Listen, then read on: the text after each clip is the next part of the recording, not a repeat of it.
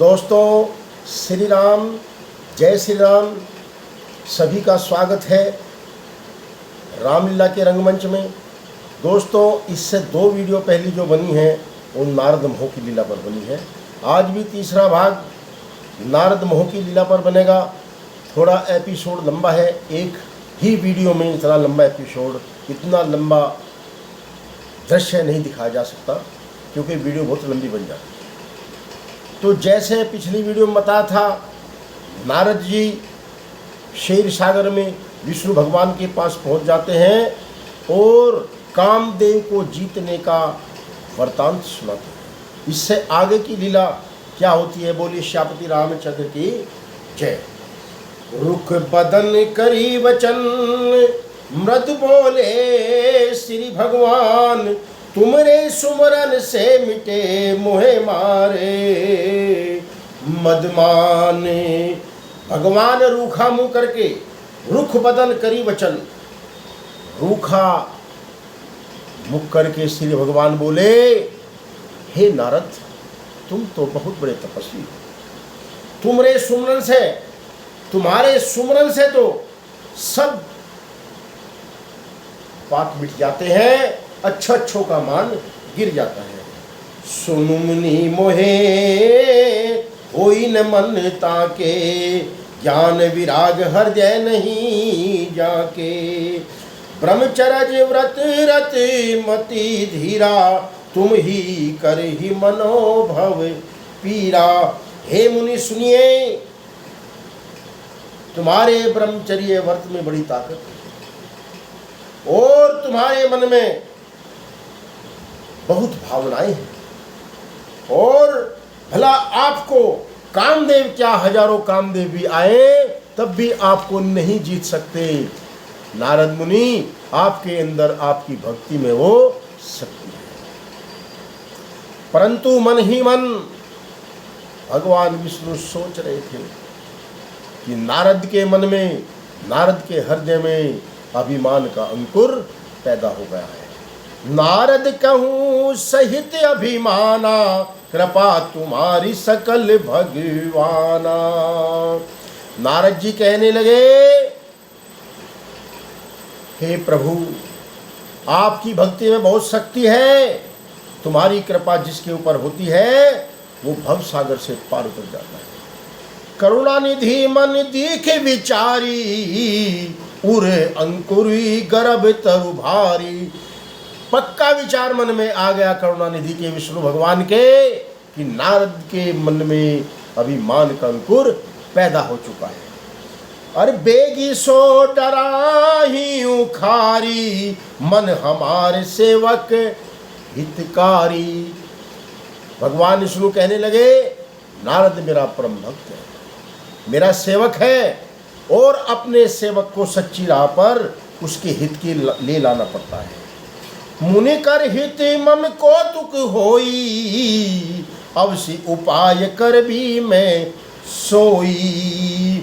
लक्ष्मीपति भगवान ने अपनी माया को प्रेरित किया, अपनी माया को प्रेरित किया और उसकी कठिन करनी सुनो। माया को आदेश दिया और जो माया ने कठिन करनी करी है उसको सुनो। तब नारद हरिपद नाई, चले हृदय अहमिति अधिकाई। नारद जी भगवान विष्णु के चरणों में प्रणाम करके वहां से प्रस्थान कर गए। श्रीपति निज माया तब प्रेरी, सुनहु कठिन करनी तेहि केरी। उनके जाने के पश्चात, अर्थात नारद के जाने के पश्चात, करुणानिधि विष्णु भगवान ने अपनी माया को प्रकट किया और उसको क्या कहने लगे। और बिचरहु मग महू नगर, ते ही सत्य जो जन विसरा विस्तार। और श्रीनिवास पुर ते अधिक, रचना विविध प्रकार। हे मेरी माया, माया तू मेरी माया है, एक काम बना दे ए माया। जिस रास्ते जाए ऋषि मुनि व सुंदर नगर बसा। हे माया, जिस रास्ते से नारद मुनि प्रस्थान कर रहे हैं उस रास्ते में अति शीघ्र एक ऐसा सुंदर नगर बनाओ जिसका विस्तार बहुत बड़ा हो, अनेकों प्रकार की वहाँ पर रचनाएं, अनेकों प्रकार के वहाँ पर महल, अनेकों प्रकार की वहाँ पर वृक्ष लगाकर सुंदर नगर की स्थापना करो। और बसई नगर सुंदर नर नारी, जहाँ पर बहुत ही सुंदर नर नारी बसते हो। जन बहु मन जिसी रति धनुधारी, उस नगर में ऐसे सुंदर नर नारी बसते हो मानो बहुत से कामदेव यहाँ पर आ गए हो। तेहीपुर बसई शील निधि राजा, और वहाँ के राजा शील निधि हो। और तेही बसई शील निधि राजा, अनगित है गए सेन समाजा, और उनके अधीन अनेकों मंत्री हो। ऐसा तुम कर्तव्य करो। सत्य सुरेश समय विभसे विलासा, रूप तेज बल नीति निवासा। विषमोनी तासु कुमारी, श्री विभोव जसु रूप निहारी, और वहाँ के राजा शील निधि हो। उनकी एक सुंदर कन्या विषमोहिनी है। ऐसे नगर की स्थापना करो। और सोई हरि माया सब गुण खानी, सो बतासु की जाए बखानी। करी स्वयंवर सो नप बाला, आई तब अनगित महिपाला। अनेकों प्रकार के राजाओं को बुलाकर उसकी कन्या विषमोहिनी का स्वयंवर रचो। ऐसा प्रपंच, ऐसी माया वहां पर रचो कि नारद का मन प्रसन्न हो जाएगी। और मुनि कौतकी नगर ते ही गयऊ, पूर्ववासी सब पूछत भयऊ। और कौतुक मुनि कौतुक यानी के मन में उनके जो अभिमान था, वो उस नगर की ओर प्रस्थान कर गए जहाँ पर सुंदर नगर था। और सबसे पूछते गए कि भैया ये कौन सा नगर है। और सुनी सब चरित्र भूप ही आए, करी पूजा नृप मुनि बठाई। सुनी सब चरित्र, खिलवाड़ी मुनि नारद जी उस नगर में गए और नगरवासी से उनका हालचाल पूछने लगे। सब समाचार सुनकर वे राजा के महल में आए और राजा ने पूजा करके मुनि को अपने आसन पर बैठाया। आदर सहित मुनि को बुलाकर अपने आसन पर बैठाया। आनि देखई नारदी भूपति राजकुमार, कहूँ नाथ गुण दोष सब यही के हृदय विचार। नारद जी ने राजा को पूछा, हे राजा, तुम्हारे मुखारबिंद पर, तुम्हारे चेहरे पर चिंताएं झलक रही है, कहो ये चिंता का क्या कारण है। राजा ने कहा, हे मुनीश्वर, आप त्रिकालदर्शी हैं, सब कुछ जानते हैं। मेरे घर में एक रूपवती कन्या शील निधि है जिसके मुझे विवाह की काफी चिंता है। तत्काल नारद जी कहने लगे कि कन्या को अधिशीघ्र लेकर आओ, हम उनकी हस्तरेखा देखते हैं। और देखी रूप मुनि बिरति बिसारी, बड़ी बार लगे रहे निहारी। कन्या का रूप देखकर ऋषि मुनि बार बार उसके मुखारविंद को, उसके चेहरे को देखते हैं। लक्षणता सुबिलो की भुलाने, हृदय हर्ष नहीं प्रकट बखाने। कन्या का हाथ देखकर नारद जी उसके लक्षण का बखान करने लगे। अरे जो एही बरई अमर, सोई होई समर भूमि ते ही जीती न कोई। हे राजन, जो भी इस कन्या को बरेगा अर्थात इससे शादी करेगा, विवाह करेगा, उसको समर भूमि में कोई भी जीत नहीं सकता। और सेवई सकल चराचर ताही, बरई शील नदी कन्या जाही। लक्षणों को सोचकर मन में कहने लगे, जो इसे ब्याहेगा वह अमर हो जाएगा और रणभूमि में उसको कोई जीत नहीं सकता। यह शील निधि कन्या जिसको बरेगी वह चराचर में, सब चराचर में जीव उसकी सेवा करेंगे और बड़ी भाग्यशाली कन्या है। अति शीघ्र इसके स्वयंवर की तैयारी की। और लक्षण सब विचार और राखे कछुक बनाए भूप सन भासे सुता सुलक्षण कहीं न पाई नारद चले सोच मन माही। राजा की कन्या को देखकर नारद जी मन ही मन में सोचने लगे और वहां से प्रस्थान कर चल दिए और सोचने लगे कि इस कन्या को नारद तू स्वयं क्यों नहीं ब्याह लेता। करो जाहि सोई जतन विचारी कि ऐसा जतन करने लगे, विचार करने लगे जही प्रकार मोही बरे कुमारी कि ऐसा विचार सोचने लगे कि किसी प्रकार से भी ये कन्या मुझे बरे। जब तप कछु होई तही काला हे विधि मिलिए कवन विधि बाला कि जब तप बहुत कर चुके हैं, अब कोई ऐसी विधि कोई ऐसी तरकीब हो जिससे मैं इस बाला के साथ अपनी शादी कर लूं, अपना विवाह कर लूं। यही अवसर चही परम शोभा रूप विशाल जो बिलो की रिजे कुंवारी तब मैं ले जयमाल। ऐसा विचार करने लगे कि कोई ऐसा उपाय हो कि सबको विसार कर और यह कन्या मेरे गले में ही जयमाला डाले। यानी नारद के मन में मोह की भावना उत्पन्न हो गई। अहंकार दूर करने के लिए भगवान विष्णु का है परपंच नारद को बड़ा भारी पड़ गया। और हरि मन मांगो सुंदरताई होई जाते गर हूँ अति भाई के हरि से भगवान विष्णु से तुम उनका रूप हरि का रूप मांगोगे तो तुम्हारा कल्याण हो सकता है। और मोही मोरे हित हरि सम नहीं को यही अवसर सहाय सो हो कि मेरे हित मेरा जो हितैषी है मेरा नारायण है, मेरा हरि है, मेरा विष्णु भगवान है। ऐसे अवसर पर वो मेरे हित के लिए मुझे अपना रूप अवश्य देगा। और बहुविधि विनय कीनते काला प्रकट बहु को तक कर पाला। अब नारद जी मन में सोचने लगे कि क्षीर सागर तक जाने में बहुत समय लग जाएगा। बहुत ही अच्छा होगा कि अपने इष्ट देव को अपने हरि नारायण को मैं यहीं पर प्रकट कर लूं। भगवान की नाना प्रकार से स्तुति करने लगे। ऐसा होता है कि भक्त की पुकार सुनकर भगवान को प्रकट होना पड़ता है, ये भी अवश्य जरूरी है। अनेकों प्रकार से विनती करने लगे। और प्रभु बिलोक मुनि ने जुड़ाने होई काज हुई हर्षानी। अति आरती कहीं कहीं कथा सुनाई करहूँ कृपा करी होई सहाई।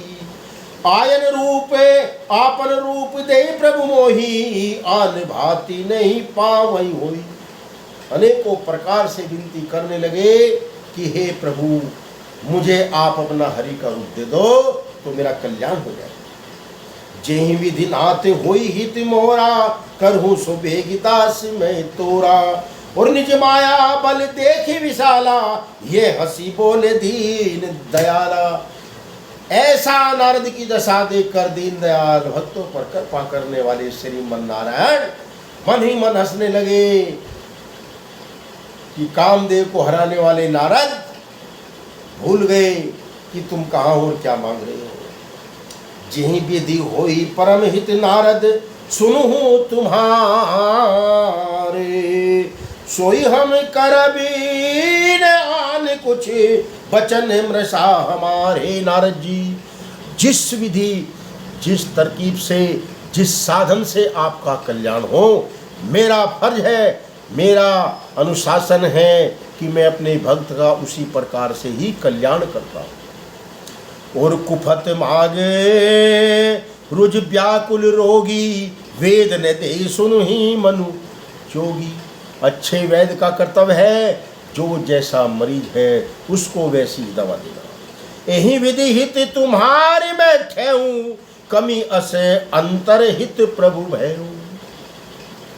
माया विवश भय मुनि मूढ़ा सुमझ नहीं हरि गिरी न घूढ़ा।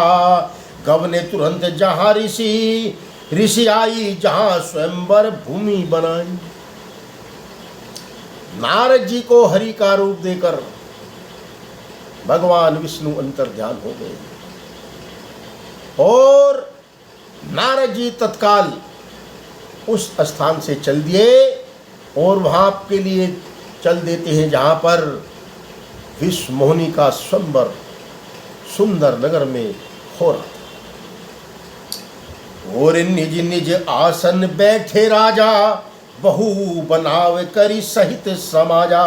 मुनि मन हरस रूप अति मोरे, मोहि तजे जानहि बरनि न भोरे। मुनि हित कारण कृपा निधाना, दीन कुरूप ने जय बखाना।